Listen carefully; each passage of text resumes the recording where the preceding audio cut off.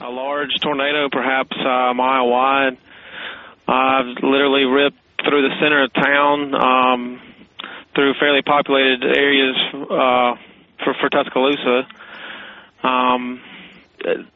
I think 36 or 37 confirmed dead, hundreds more, perhaps 600 or more injured that we know of. That doesn't count people treated by first responders on the scene. Areas where there used to be restaurants and shops and apartments just completely gone. And here in Tuscaloosa, there's also State University, the University of Alabama. The campus was spared, but it did rip through an area where students lived. And just hearing horrible stories of people being ripped away from their building, some surviving, others not. We're looking at pictures from Tuscaloosa, and it really is just impossible to get your head around it. It looks like a town that's literally been shredded, just reduced to absolute rubble, although some houses there standing, some houses over there not standing. It's incredibly contrary, isn't it, a tornado in what it rips up and what it leaves untouched? Yes, I was talking with, yesterday I went to a neighborhood. I went to an industrial section of town. A shingle factory there was blown away. Fortunately, 30 employees there huddled in the lowest part of the factory and survived.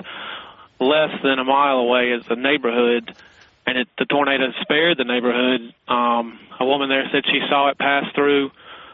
They ran and got in their bathroom.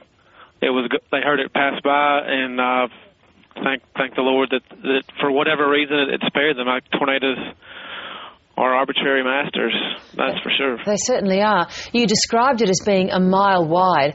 How much warning do you have that a tornado is coming in?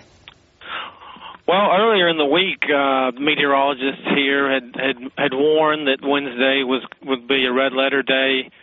We're fairly used to tornadoes in the South, and particularly the Deep South here, and it takes quite a bit of warning to get us to notice tornadoes happen with some frequency, but I would say by Tuesday and especially Wednesday morning, if you didn't know that there was some really bad storms coming, it's simply because you just didn't want to know.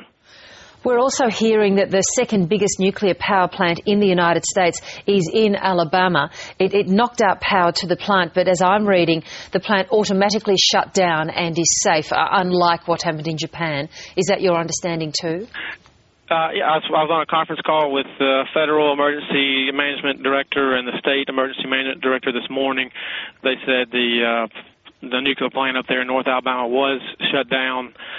That is about the extent of what I know. I don't think it's anything like the tsunami in Japan as far as danger to the plant. No, that's as we understand it right now, that the plant did exactly what it was supposed to do. We'll see if that changes over the next few days. So are you in the clear now, or are more tornadoes expected, Adam?